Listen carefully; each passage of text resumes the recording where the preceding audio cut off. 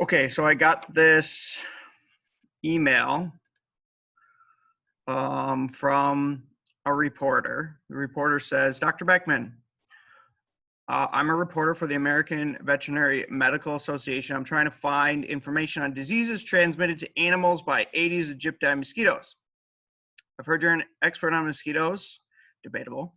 Can you help? Local officials in the Florida Keys recently approved a plan to release genetically modified Aedes aegypti mosquitoes that would reduce the wild population. I'm having trouble finding information on the effects this could have on animals. And I have the following questions. What animal diseases do Aedes aegypti transmit? Are any of those present in the Florida Keys?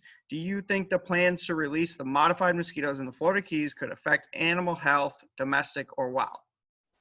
Okay, so rather than just send this person an email back right away, I thought we could use this to discuss the issues related to this genetic release.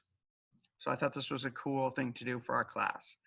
So hopefully people looked at this article, which kind of describes in some detail what they're doing. And if you've watched now all my lectures in medical entomology, especially the sterile insect technique lecture, which actually talks about this, I talk about the mechanism of what they're doing, then you guys should be sort of like up to date. So I wanted to kind of like brainstorm what I'm going to say to this reporter out loud while we discuss this. So let's look into these questions. But first, I should describe what it is they're releasing. Okay, so just for a brief review, so this system is called RIDDLE, which stands for what? Release of insects with a dominant lethal. What's a dominant lethal? Yes, so lethal means it's a gene that kills you. Okay, so it kills you. What does the dominant mean? The dominant means that you only need one this thing in the heterozygous for you to. You only need one allele. Heterozygotes can kill you. Yeah. That means if you're releasing homozygotes into the population that have two copies, so they have two copies, it's guaranteed that their offspring inherit at least one. Okay, so once they get that dominant lethal, even if they're heterozygotes, they still die. So dominant lethal means it's a gene that kills you even as a heterozygote. Okay, so how does it work? Well, this is a form of sterile insect technique. Kind of. It's kind of a sterile insect technique. How is it not a sterile insect technique? Because it doesn't, it kills the larvae. It doesn't exactly. Good. So RIDDLE isn't sterilizing sperm. It's not sterilizing males. It's giving them a gene that if they inherit, they grow, they survive the egg stage. Okay, so they hatch out as eggs, as larvae, and then in either the second or the third instar, the dominant lethal kills them. So it's kind of sterile insect technique, but it's kind of not, okay? It's sterile insect technique in a sense that what you're doing is you have a factory, okay? The factory produces males, okay?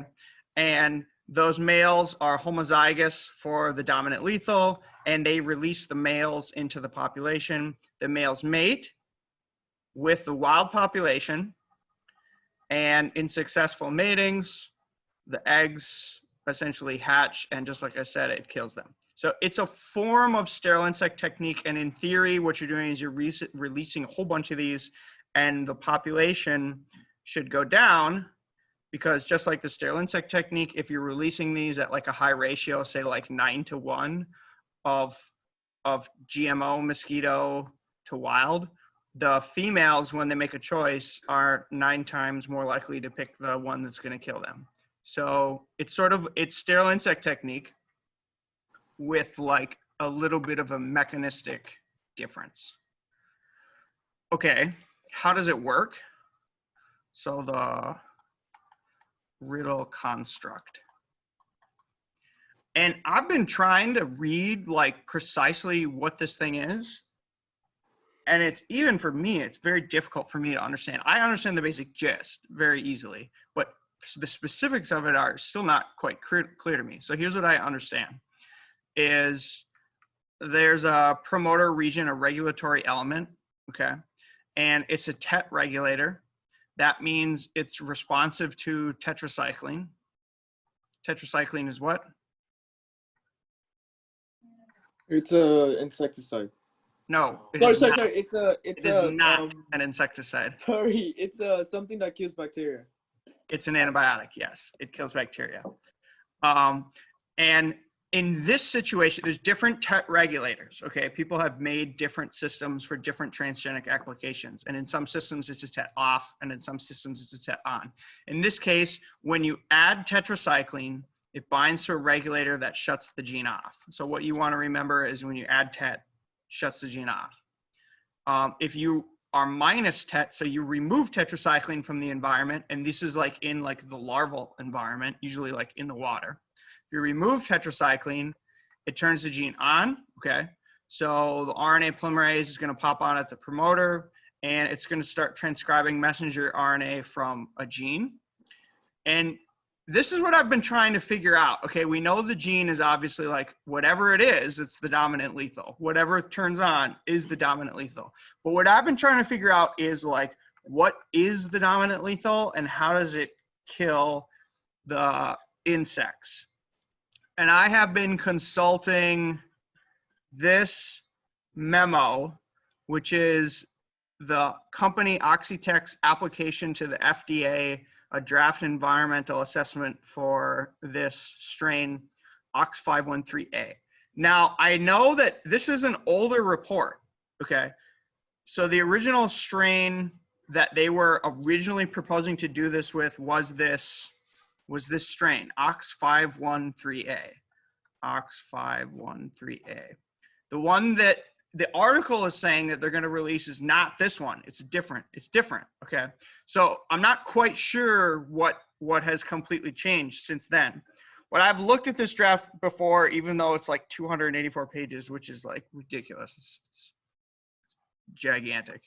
And from looking at this, what this report says is the dominant lethal is this thing they call the TTAV, which is, I think, a functional component of the TET operator. And what they say is this dominant lethal, this TTAV thing, is essentially becomes a protein.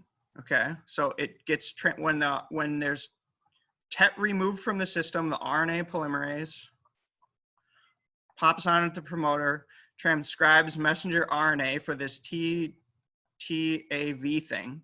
Okay. That gets translated into a protein, a TTAV protein. And what they say in this memo is that the theoretical function for how this thing is killing the insect larvae is it's like a global transcriptional repressor.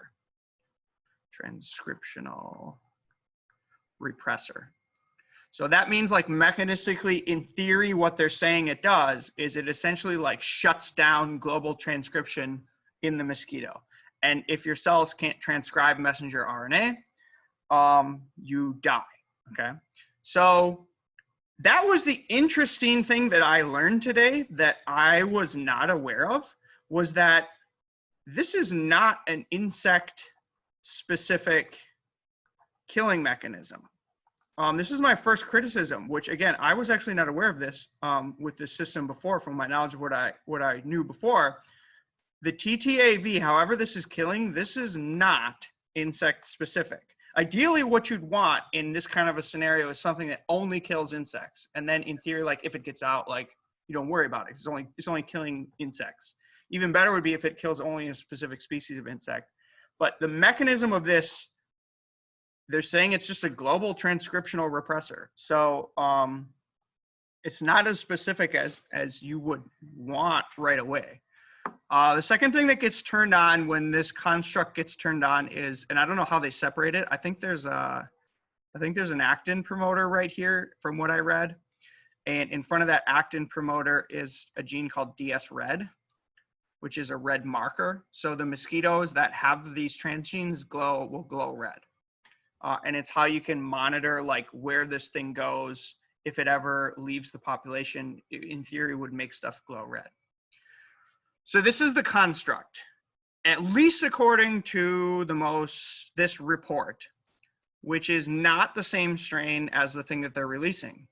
I can't find information on the strain that they're releasing and how it's different from this one. So that's kind of like one thing, but that's a basic gist of what they're releasing here. Okay. So here's what I've learned that's different. In the old days, when they were doing this stuff,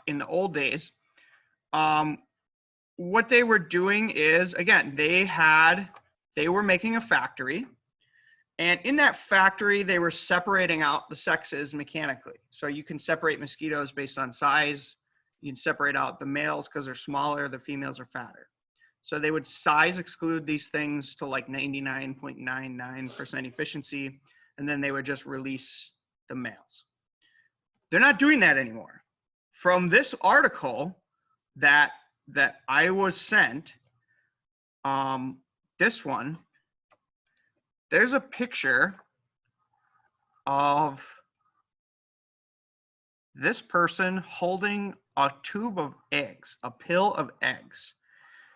And so what I gather that they're doing now is they're shipping out these pills of the XYZ strain, whatever it is, Aedes aegypti, in egg form in these pills. And I gather that you just toss the pill into like your local backyard, your local pond, your local stream.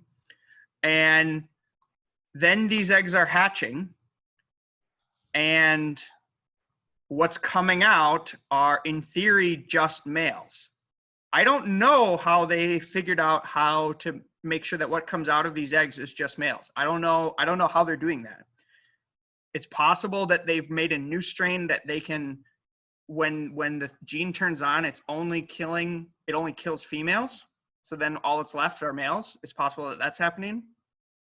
Or it's possible they're somehow able to, early on in the process, in the manufacturing process of this like egg pill, maybe they're somehow turning on some kind of a sex specific promoter that's then killing the females. I don't know how they get this pill to have just males, but I have not been able to find the answer to that. So if a reporter was like interested in this, they should be asking the question of how they manufacture this pill, like how they make sure it's just males.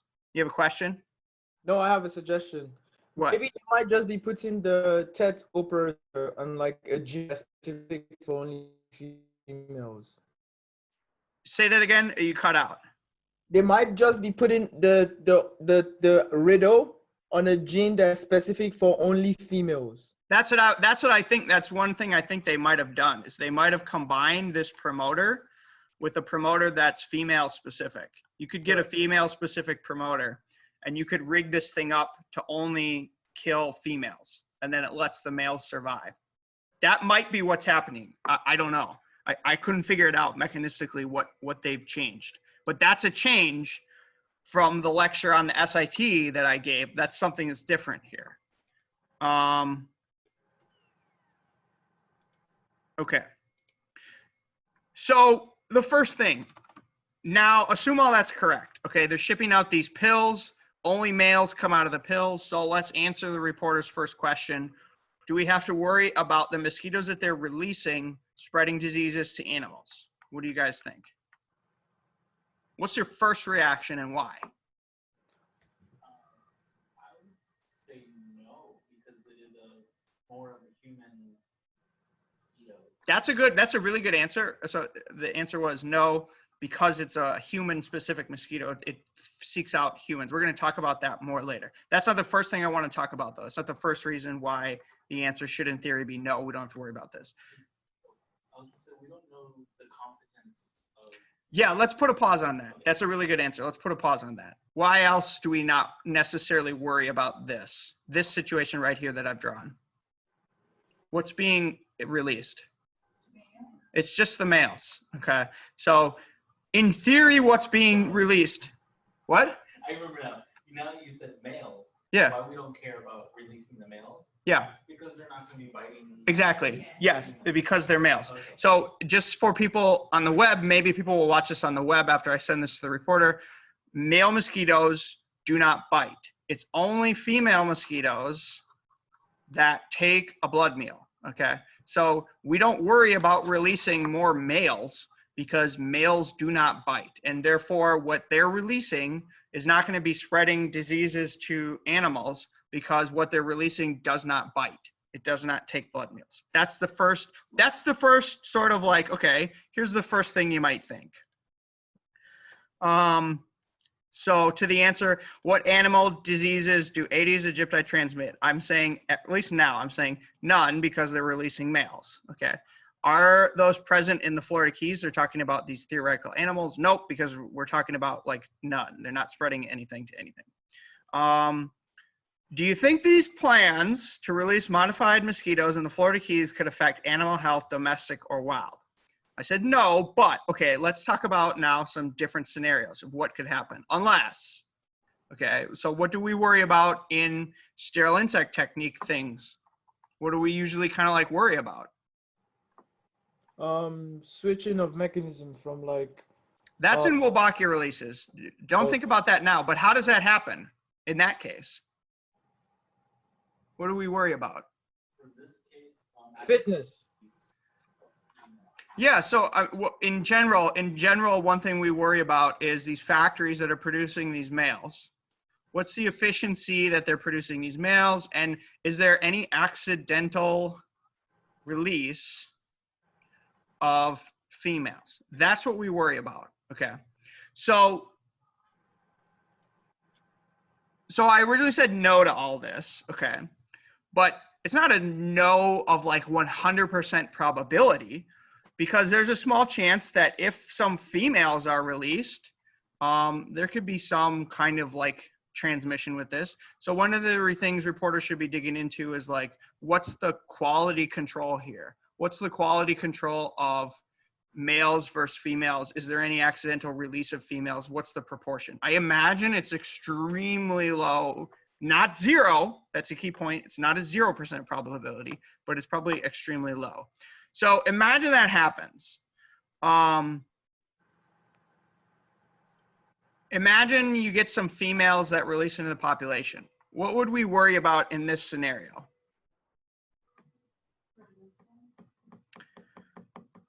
Yeah, you might get an accidental female release in the case of, so imagine it's not the factory. Imagine 100% of these pills that the factory manufactures, 100% of them, I have to be careful how I say this. Imagine these pills have some eggs in them that are female, okay? And you throw these pills into the pond, and these pills hatch, and imagine there's some female larvae, okay? And imagine actually the system works as planned. So there's no tetracycline in the water.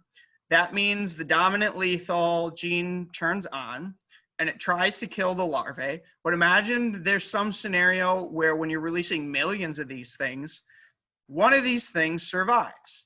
And it could survive by some kind of a mutation. It could survive by some kind of recombination that gives it resistance to this TTAV thing. It's one reason why it's important for us to sort of like understand the mechanism. There could be a scenario where some kind of like resistance evolves to this and this thing survives and then this thing reproduces, okay? What do we worry about if this thing reproduces, this like mutant mosquito? What do we worry about if that thing reproduces? What's our worry here? Our worry here is if this mutant's vector competence is higher than the natural population.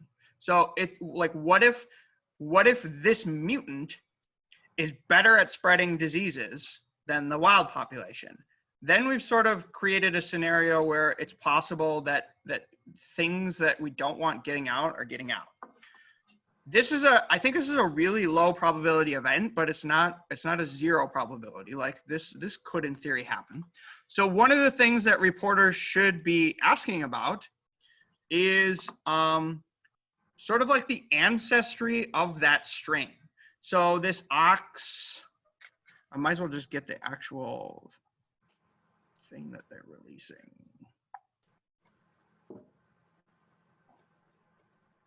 Search it.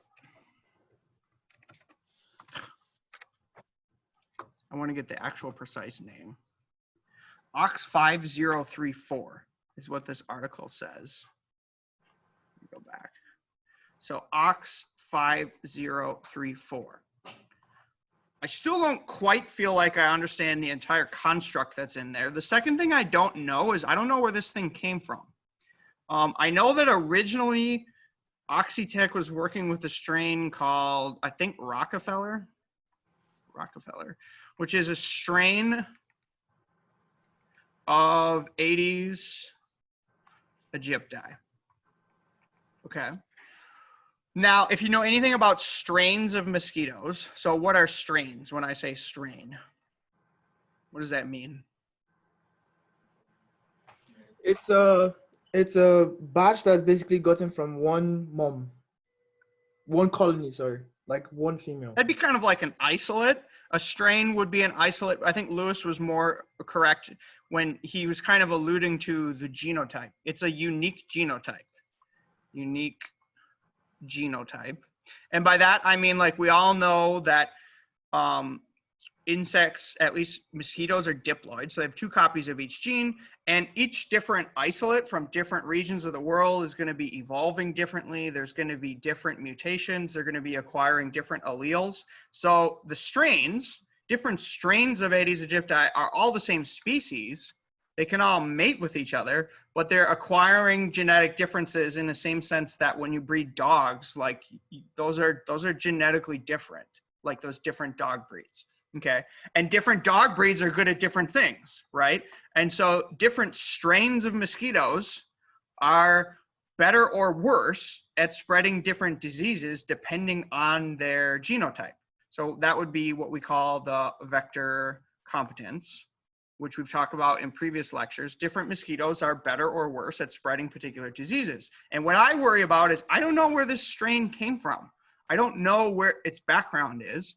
And I don't know if that background is a higher vector competence than the natural Aedes aegypti in the Florida Keys, or if it's a lower vector competence than the natural mosquitoes in the Florida Keys. So what you worry about with that one female that escapes is if that strain that it came from is higher vector competence, now you're breeding new mosquitoes, you're introgressing those genes into that new population that increase vector competence. That's one thing you might worry about. So a reporter should ask, where did this strain come from? What's the vector competence of that strain? The other thing that people are doing now, which I hope they're doing, I couldn't find an answer, is to prevent that problem. So the problem of sort of like accidentally increasing the vector competence or decreasing the vector competence of a natural population. How could you fix that problem? What would be the fix?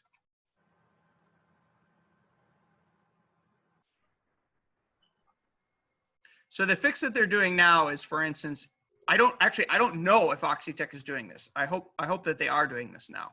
The fix that you do is, so you have this transgenic strain, Ox 5034.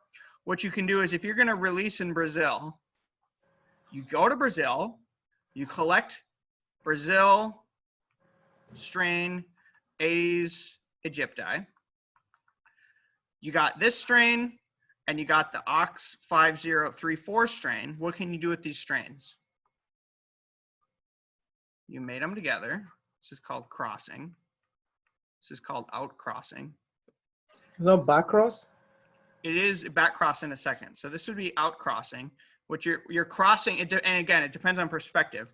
You're crossing the Brazilian strain, the genotype of that strain, into the Ox 5034, or vice versa. You're crossing this one into that one. The F1s, so if this is F0, the progeny of that cross are going to be 50% like Ox 5034, and they're going to be 50% like Brazil. Does that make sense? And then what you do is you do a back cross. Then you take these guys, or girls, and you mate them in a back cross back to the Brazil population, okay? And that generation, which would be the F2s, are now 75% Brazil, 25% Ox 5034. And as long as you're selecting for that one genetic insert, which is that DS red, you can maintain that. And each generation, through recombination, it's going to get closer and closer and closer to the Brazilian population. So if you do this about 5 times, it's about 95% Brazil and about 5% Ox 5034. If you do it about 10 times, you can get it to like 99%.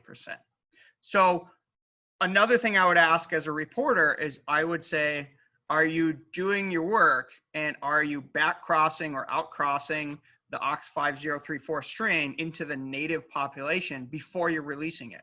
And then if you release those mosquitoes that are crossed, you're then at that point, you're not changing the genotype. Does that make sense? If one was to get out, Now, this is only happening if a female is surviving, okay? So this is all this entire discussion is assuming like their thing doesn't work, which I said it will work. So it's all kind of like a hypothetical discussion. But you do worry about this because when Oxitec did release into Brazil, the males, okay, they did see that. Oxitec didn't report it, but there were other scientists. One guy's name is Jeff Powell. He's at Yale. He would collect the mosquitoes from this region in Brazil where Oxitec was releasing, and you could do SNP analysis. You could look for single nucleotide polymorphisms and see if the genes from this Oxitec strain are appearing in the Brazilian population. And if they are appearing in the Brazilian population, you know that some of those survivors are getting through. Does that make sense? So this is by word of mouth. I haven't seen his, I haven't had time to read his publication, or if he's got a publication on this out now. I don't know. And this was 2 years ago, I think, when he told me this.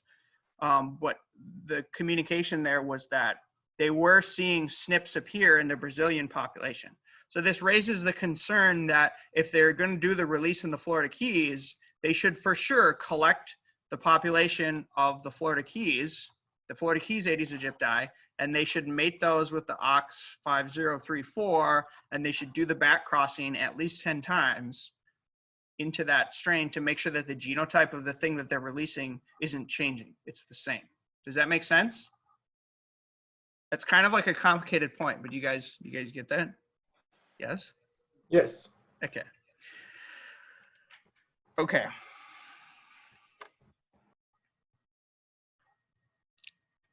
What are other things we worry about? Lauren brought up this point, which was a good point. Lauren actually sent me an email about this story before. And so we thought about this a little bit before. And the comment that was raised there was, well, what about the antibiotic stuff? Is there a scenario where, again, what we're worried about is some of those GMO larvae surviving. That's what we're worried about.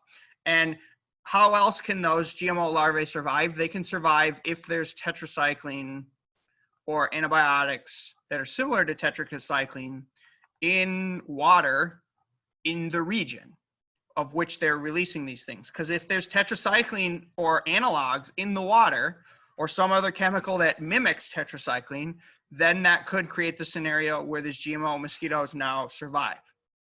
Okay, so what are the situations in which there are antibiotics in the water? Where do we know that this happens?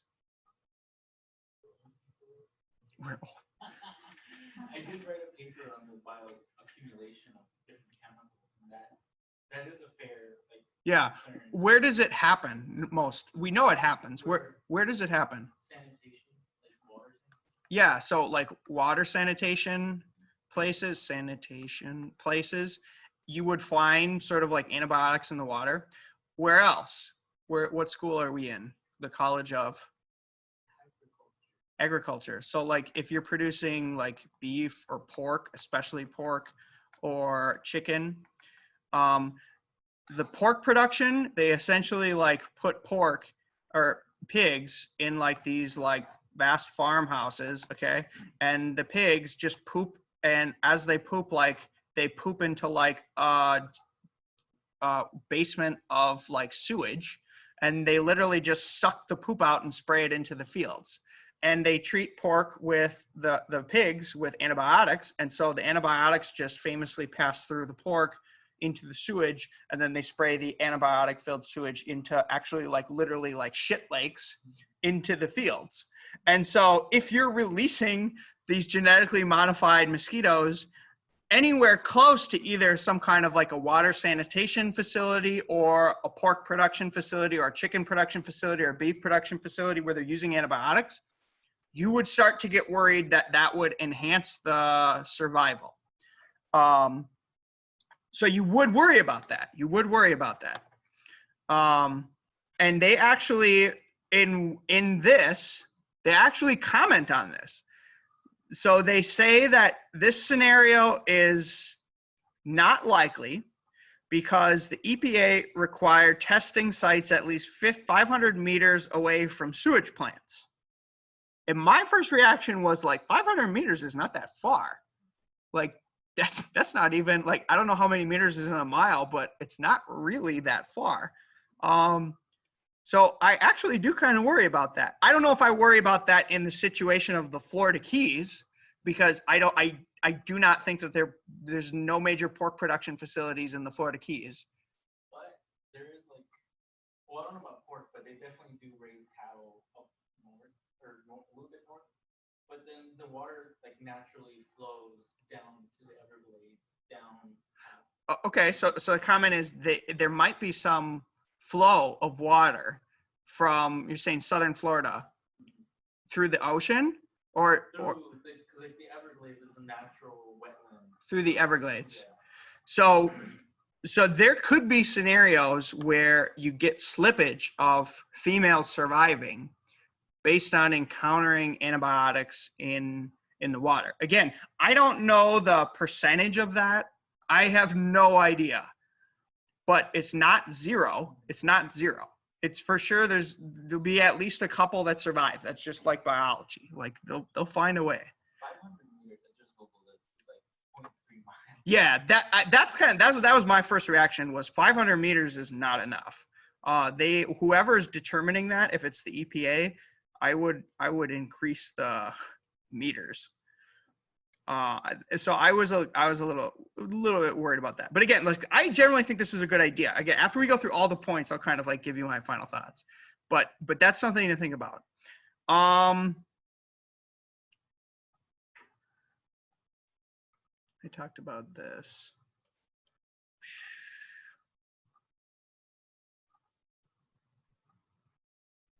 We talked about that. We talked about that. Okay, so let's review our answer. Let's add our answer.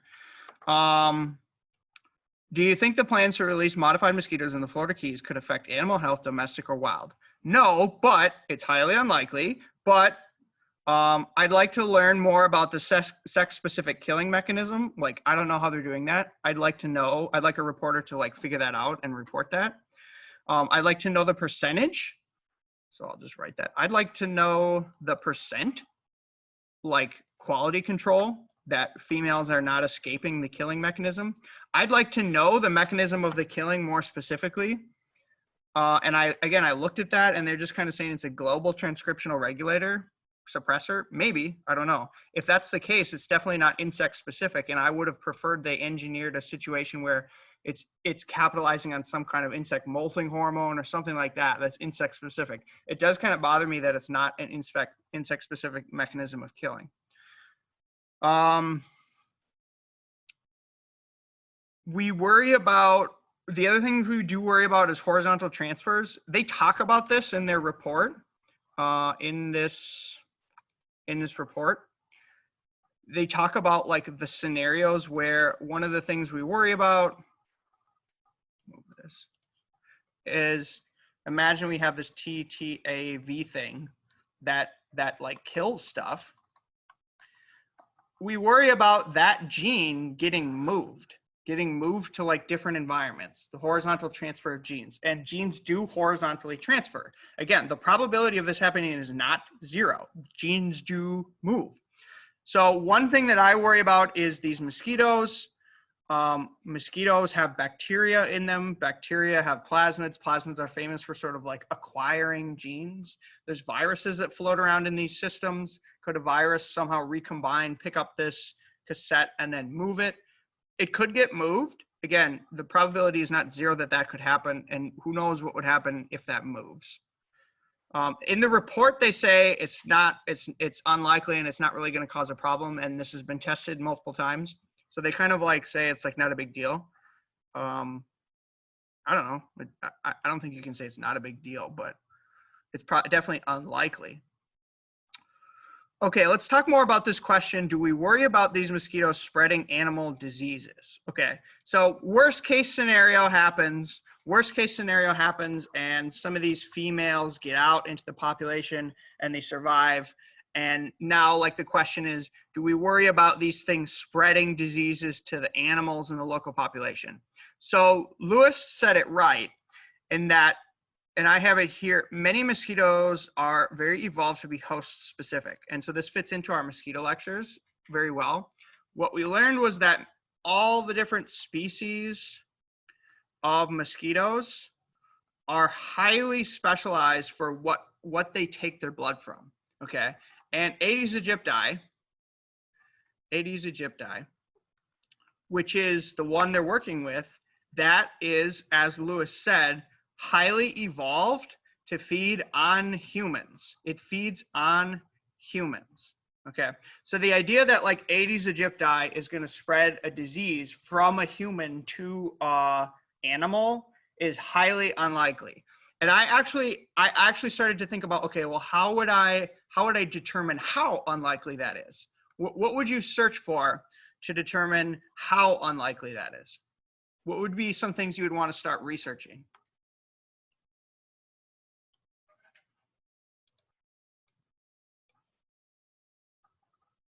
Feeding behavior, right? Like, what do we call that? So what would you search in Google?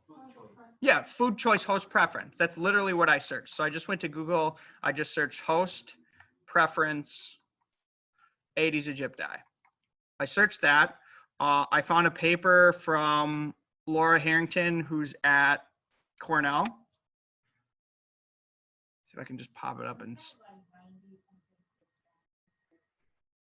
Yes. So the rate, it's taking forever to load. The rate that Laura Harrington reports from Cornell is that Aedes aegypti is 99% human feeding. It's a human feeder 99% of the time.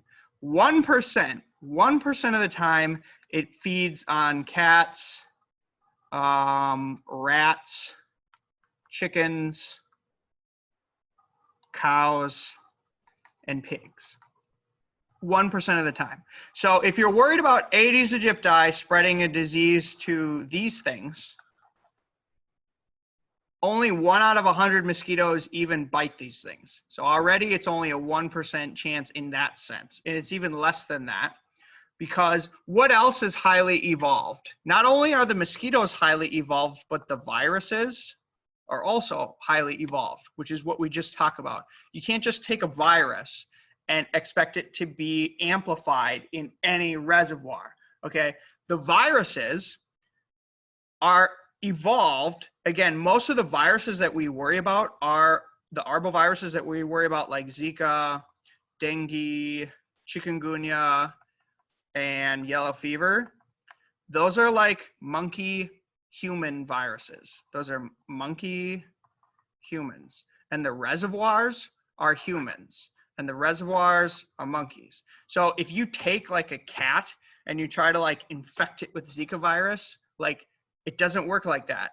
It's very, very rare for a virus to just all of a sudden like jump to a new situation. I know like we hear that happens because like COVID and we're like worried about that, but like that event is really rare. So to answer the question, is Aedes aegypti going to spread a virus or a sickness to a cat? Like in this list, again, there's probably not cows in the Florida Keys. There's probably not pigs in the Florida Keys. There's probably not a lot of chicken production. Maybe some organic chickens, maybe. Definitely there's going to be rats. Definitely there's going to be cats. So do we worry about Aedes aegypti spreading diseases to cats and rats? Not really, because they only 1% of the time are going to feed from those. And in that 1%, these viruses are not going to take hold in those reservoirs. So no, I'd say no, we don't worry about that.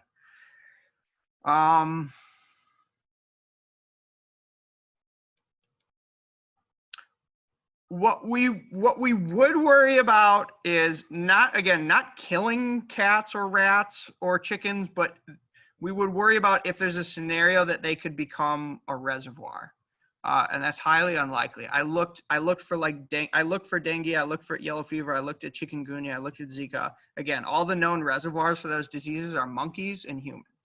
So the diseases we're trying to eliminate are monkey and human diseases, and it's not they're not going to spread. The one I was thinking about maybe was like Eastern equine encephalitis. That's the one that kills horses. The major vector for that is Culex. So again, the answer is no here, except that there is an Aedes that was listed online, Aedes sollicitans, that can spread Eastern equine encephalitis. So with that, I'd say, again, I don't know, like maybe, but I don't know if there's lots of horses in the Keys. I don't know.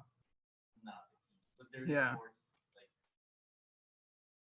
thing in Florida for sure, but not, I don't know about the Keys. Yeah, and even in this scenario, like you would say like maybe Eastern equine encephalitis, but Aedes aegypti is not like a known vector of Eastern equine encephalitis. So you would have to have a gigantic step in evolution for Aedes aegypti to all of a sudden start spreading Eastern equine encephalitis. So I'd say, again, like all the answers are kind of like no.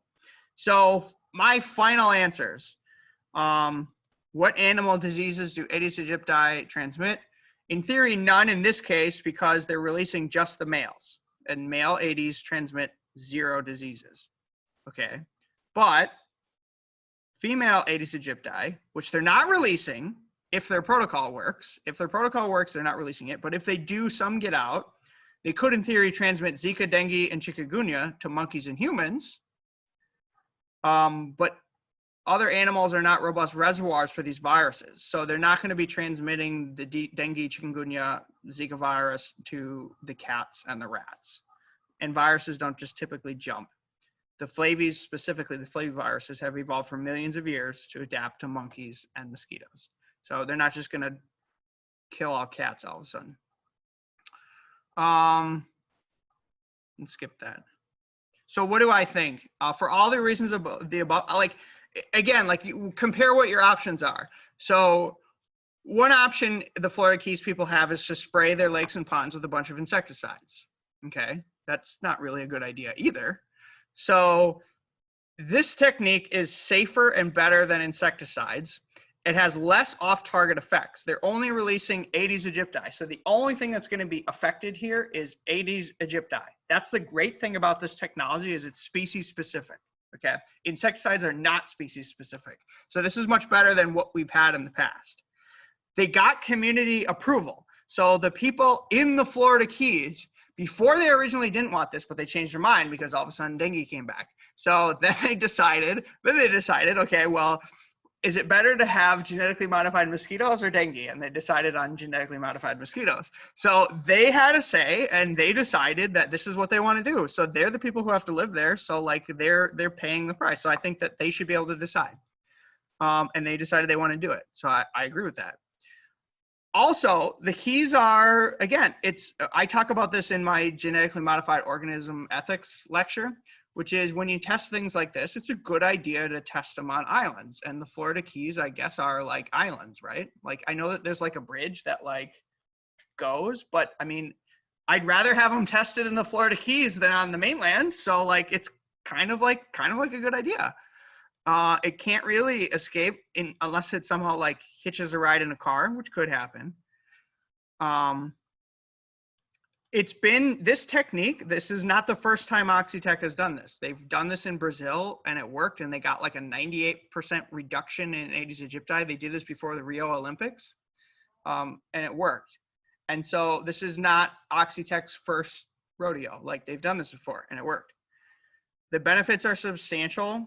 No Zika, no dengue, no chikungunya, no yellow fever. So because of all that, like, I would say this is a good idea. I would say don't be afraid of the mosquitoes. But like, as an interesting scientific discussion, it's interesting to discuss the sort of the things that could happen and try to get a mechanistic understanding of, like, if something bad were to go wrong, like what would we expect? So that's kind of my thoughts. What do you guys think?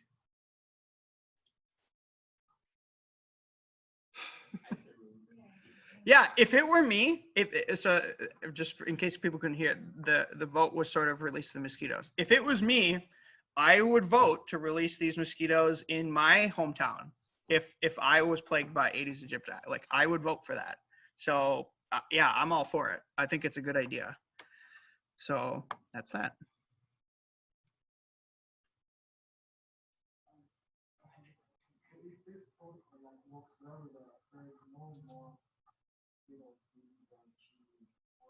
Good question. Okay, so let me share the screen again. The question was, if this works, are you saying, are they going to eradicate Aedes aegypti in the Keys? Will they be completely dead? Eradication. So eradication. Eradication of Aedes aegypti is extremely hard. It's possible on islands in the Caribbean. There's actually a reading I signed where they actually talk about that. It's possible on islands. It's not, I don't think it's ever going to be permanently eradicated from like the mainland. There's always going to be Aedes aegypti. It's going to be with us forever. But could you eradicate it in the Florida Keys on an island? I think you could. So I think you could get rid of it. And then it would be gone completely. And so then the question is, if we eradicate it, your question is it going to have an effect on like the ecology? So let's answer that question. Where does Aedes aegypti rear itself? Where does it lay eggs? It lays eggs in garbage, human garbage, tires, people's backyards, in their swimming pools and their ponds. This is not really like there are Aedes aegypti that live in the jungle that feed on monkeys, but for the vast majority of like Aedes aegypti, it's like a human rat. Like, it lives with humans. So if we kill Aedes aegypti that's growing up in the tires, like, I'm not worried. There's no fish that eat those larvae in tires. Does that make sense? Like, so I'm not worried about it in the sense of like fish. You might say like bats. People always say like, oh, they're worried that the bats will die. I kind of feel like again, like, bats have so many insects to feed on. I highly doubt that Aedes aegypti is a large thing of their diet. I just doubt that. So I would guarantee you, and again, they have eradicated Aedes aegypti on certain Caribbean islands, and life went on perfectly fine. So I don't think that it's going to have a vast impact on ecology at all. I think you're literally not going to notice it when it's gone, except the quality of life of humans will increase. So I vote yes. Any other questions? All right, let's end.